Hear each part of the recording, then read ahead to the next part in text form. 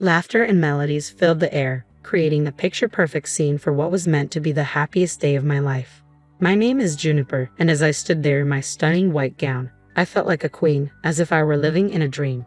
Everything seemed flawless until, in an instant, it all shattered. "Juniper, dear, could you come here for a moment?" My mother-in-law's voice cut through the joyful atmosphere like a knife, sharp and more commanding than a request. I exchanged a quick smile with my friend and excused myself, sensing something was off in the way my mother-in-law stood, rigid and tense. Her smile didn't quite reach her eyes. "What is it?" I asked politely, forcing calmness into my voice even as her posture screamed trouble. Her gaze locked onto mine, her words as cold as ice. "It's the way you look at me, Juniper," she said, her tone dripping with accusation. "I know contempt when I see it, and you wear it on your face as plain as day. I'm your husband's mother. I deserve respect, not this silent disdain." I blinked, caught off guard by her sudden confrontation. My heart raced as my thoughts scrambled to make sense of her accusation. "Ember, I think you're mistaken. I respect you deeply," I replied, bewildered and unsure of the hostility that had sprung up so unexpectedly. She scoffed, her expression hardening. "Respect? Ha! I've seen the way you roll your eyes when I speak. I hear those sighs, Juniper. You act like I'm invisible. You've even managed to turn my son against me." Her voice rose, drawing the attention of nearby guests who began glancing our way.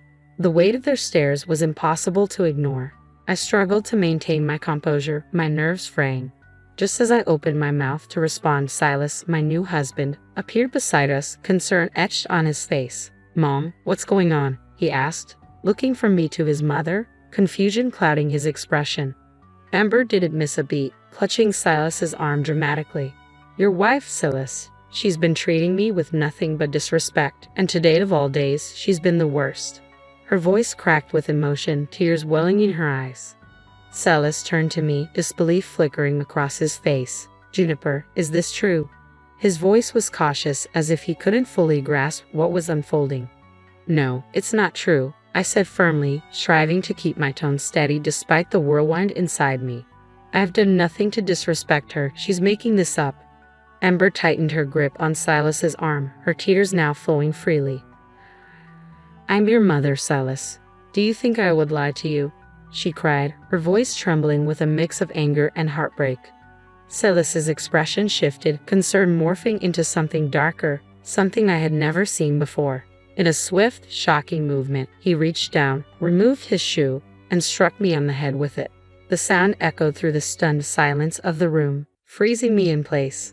My hand flew instinctively to my scalp, which now throbbed from the impact. Gasps rippled through the crowd, but no one moved. I stood there, motionless, a storm of emotions crashing within me, shock, hurt, betrayal, and anger swirling all at once. For a moment, I was at a loss for words. "How could you?" I whispered, the question not just for Silas but for the universe itself, a plea for understanding. How had things spiraled so far out of control? Realizing what he had done, Silas stammered, "Juniper, I didn't mean it. I was just..." I cut him off, my voice steady despite the tears welling in my eyes. "No, Silas, you've shown me exactly who you are." The sting from his blow paled in comparison to the heartbreak of knowing that the man I had married was capable of such cruelty. Turning away from him and his mother, I faced the guests, many still staring in stunned silence. "I'm sorry you had to witness this," I said, holding my head high despite the chaos swirling within me. "Please enjoy the celebration. I just need a moment alone." Without waiting for anyone to respond, I walked away, my heart heavy with the weight of what had just happened. The music had stopped, and the joyful atmosphere that once filled the room had evaporated, leaving only awkward silence and hushed whispers in its wake. I stepped outside, craving a moment away from the noise and chaos. The cool air hit my skin, grounding me even as my thoughts raced uncontrollably. How had everything gone so wrong? Just moments earlier, I had felt happiness, believing I was beginning a beautiful new chapter in my life. Now, it seemed that chapter had ended before it even began. I found a quiet corner away from prying eyes, trying to collect my thoughts. Ember's accusations, Silas's betrayal, and the judgmental stares from the guests. It all felt like too much to handle at once. I couldn't shake the question lingering in my mind. Could I really stay in this marriage after what had just happened? Could I trust Silas again? Tears stunned my eyes, but I fought them back. Crying wasn't going to solve anything, and I refused to let this moment break me. I needed time to think, to process, and most importantly, to decide how I wanted to move forward. One thing was clear: this was a turning point. My perfect day, the dream I had held onto, was gone, replaced by something darker and far more difficult to face. Deep down, I knew I couldn't return to how things were. I had to figure out my next step, even if that meant doing it alone. As I made my way back toward the bridal suite, I could hear whispers trailing behind me, swirling like an unwanted shadow. But I refused to let them weigh me down. I kept my head held high, knowing this wasn't the end for me. No, it was the beginning of something new. Once I reached the privacy of the suite, I allowed the emotions I had been holding back to surface. The tears came, but they weren't just tears of pain. They were also tears of resolve. I wouldn't let this moment define me. I wasn't going to be a victim. Instead, I would rise above it. A plan began to take shape in my mind, clear and unshakable. I wasn't going to let Silas and his mother get away with what they had done. The first step was to gather evidence, proof of how they had treated me, proof that no one could deny.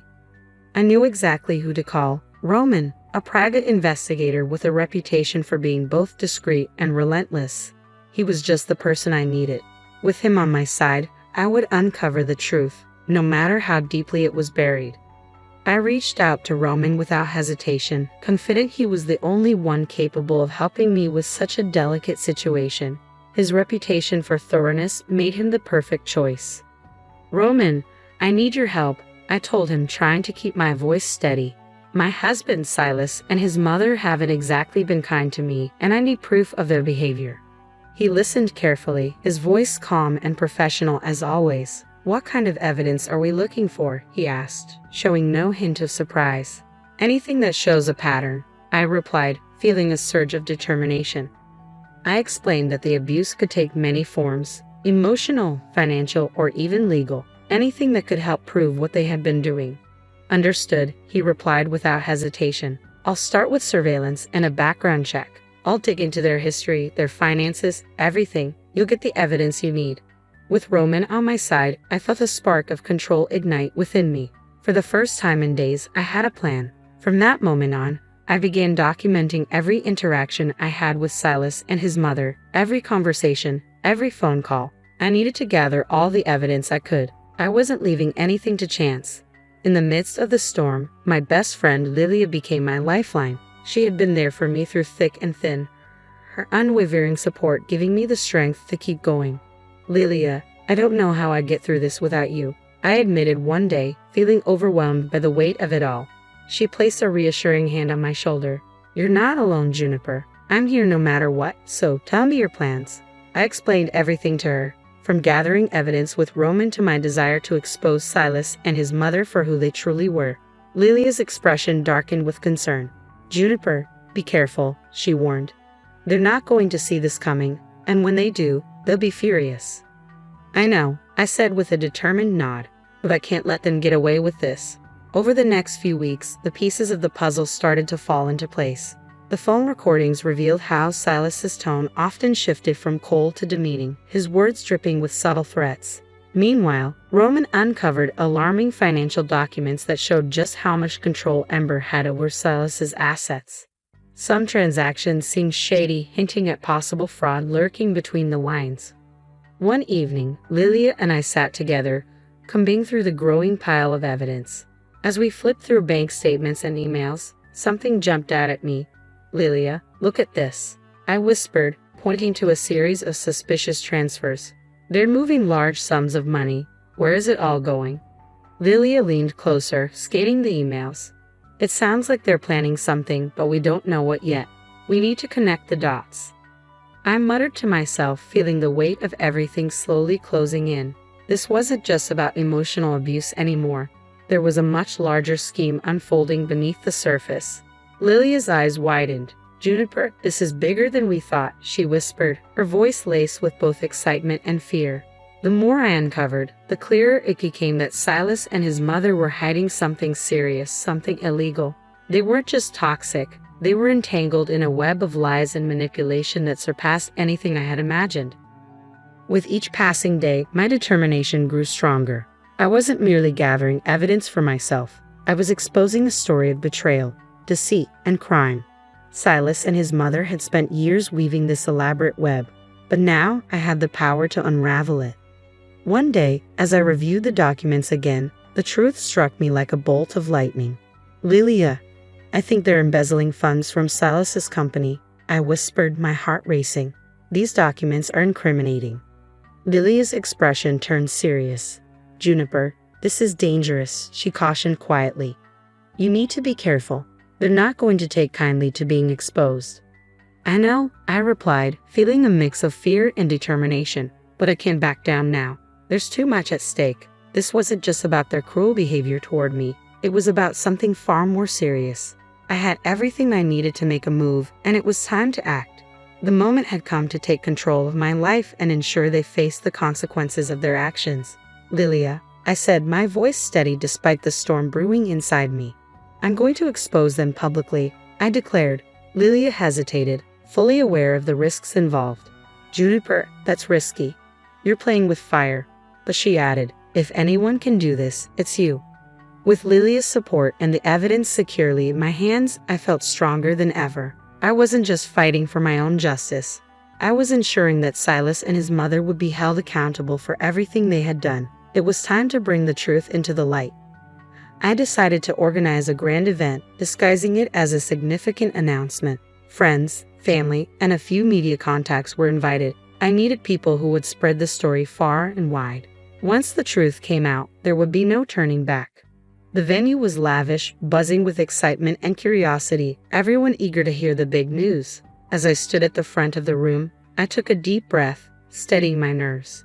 The moment of truth had arrived. "Thank you all for coming," I began, keeping my voice calm and composed. Silas and his mother stood beside me, their faces lit with pleasant smiles, completely unaware of what was about to unfold. They believed this event was part of their carefully crafted image, a celebration of their success. But they were about to learn the truth. The lies they had built their lives on were about to come crashing down. "Juniper, darling, we're so proud of you," Silas said, his voice sweet but hollow like syrup masking poison. He stood beside me with a smile that didn't quite reach his eyes. "Whatever this announcement is, we support you." His words dripped with insincerity, but I held myself together, taking a steady breath. This moment wasn't for him, it was for me. I turned to face the room, scanning the eager faces of friends, family, and media guests. "Thank you all for being here," I began, my voice steady. "I've gathered everyone here today to share some important truths about my marriage and the Brown family." Amber's smile faltered, her confidence slipping as uncertainty flickered in her eyes. "Truths," she repeated, her voice shaky with disbelief and fear. "Juniper, what do you mean?" I met her gaze without hesitation. "I mean the abuse, the lies, and the illegal activities that have been hidden beneath the surface." My voice grew stronger with each word, and a tense silence fell over the room as the crowd hung on my every syllable. Silas's face turned crimson, his barely contained rage bubbling just beneath the surface. "Juniper, have you lost your mind?" he hissed through clenched teeth, his fists tightening at his sides. "Quite the opposite, Silas," I replied with eerie calm. "I've never been more clear-headed, and I've never been more sure of what I need to do." With that, I gestured toward the large screen behind me. "Exhibit A," I announced. A video began to play, showcasing one of Silas's many abusive rants. His cruel, angry voice echoed throughout the room, and a wave of gasps rippled through the crowd. I watched as Ember's face drained of color, her hands trembling as she clutched the edge of the podium. "This is only the beginning," I continued, holding up a thick folder brimming with incriminating documents. "Here are financial records, evidence of fraud, embezzlement, and lies. Everything you see here proves what's really been going on." Silas stepped forward, panic flashing in his eyes. "You can't do this, Juniper," he shouted, his voice caught between anger and desperation. "You're ruining everything." I met his gaze without blinking. "I'm not ruining anything, Silas. I'm exposing the truth that everyone here deserves to know." Cameras clicked furiously as reporters captured the unfolding drama, while Ember's composed facade shattered, her confidence crumbling under the weight of the revelations. "Juniper, please," she whispered, her voice now desperate. "Let's talk about this privately. There's no need for this public spectacle." I shook my head firmly. "No, Ember, there will be no more private discussions. The time for hiding is over. As I continued to present the evidence, the reactions in the room varied. Some guests looked horrified, others whispered among themselves, and a few simply shook their heads in disbelief. Silas and Ember stood frozen, the masks of respectability they had worn for years now shattered, exposing the truth beneath. "This is my story," I declared, addressing the room with unwavering resolve. "A story of surviving abuse, standing against injustice, and reclaiming my life. I refuse to be a victim any longer." The event ended in a flurry of activity, with reporters swarming around me, firing questions while friends and acquaintances approached to offer words of support. I had done it. I had exposed the truth, standing strong in the face of fear and humiliation. But I knew this was only the beginning. There was still one final battle ahead. The courtroom would be the next step, where everything would reach its conclusion. As I sat in that stark, imposing room, nerves and determination coursed through me. My lawyer sat beside me, confident and prepared to fight for justice.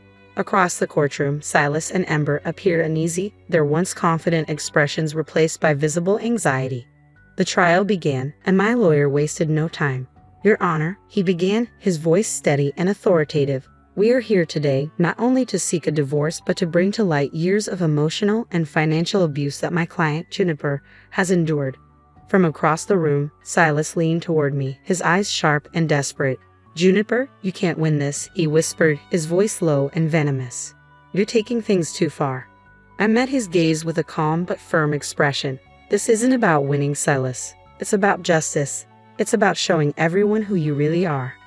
The trial pressed on as my lawyer presented the evidence with meticulous precision. He played recordings of Silas's cruel words, displayed financial records exposing fraudulent activities, and painted a vivid picture of the manipulation I had endured. Ember, visibly rattled, attempted to defend herself. "Your Honor, this is all just a misunderstanding," she stammered, her voice weak and unconvincing. "Juniper is exaggerating. This has been blown way out of proportion." I looked her in the eye, my voice steady and unwavering. "Exaggerating? The evidence speaks for itself. You can't hide from the truth anymore." The judge reviewed everything carefully, taking time to analyze the documents, testimonies, and facts presented. Minutes stretched into what felt like an eternity. But I stayed composed, knowing the truth was finally being revealed. After a long pause, the judge made her ruling. "In light of the overwhelming evidence," she announced, "the court grants the divorce and orders legal action against both Silas and Ember for their conduct." The sound of the gavel striking the bench echoed through the room, marking the end of this painful chapter of my life. Relief and vindication washed over me like a wave. I had stood up to them, fought for justice, and emerged victorious. With the legal battles behind me, I knew it was time to start fresh. I found a small, peaceful home in the countryside, far from the chaos and pain of my past. The quiet surroundings and the beauty of nature provided the space I needed to heal. Sitting on the porch of my new home, a warm cup of tea in hand, I watched the sun dip below the horizon. The gentle rustling of leaves in the breeze and the distant chirping of birds filled the air. For the first time in what felt like forever, I felt at peace. This was my new beginning, a life free from lies, manipulation, and abuse. My journey had been long and difficult, but it was worth every step. I hadn't just survived, I had triumphed. I had found my strength, reclaimed my voice, and now I was free. As the sun set, casting a golden glow across the sky, a small smile spread across my face. The future was uncertain, but it was mine to shape, a future filled with hope, healing, and happiness. This was my story of triumph, a story of a woman who refused to be silenced. I had faced every challenge head-on, stood tall against all odds, and now, finally, I was living a life of freedom and peace.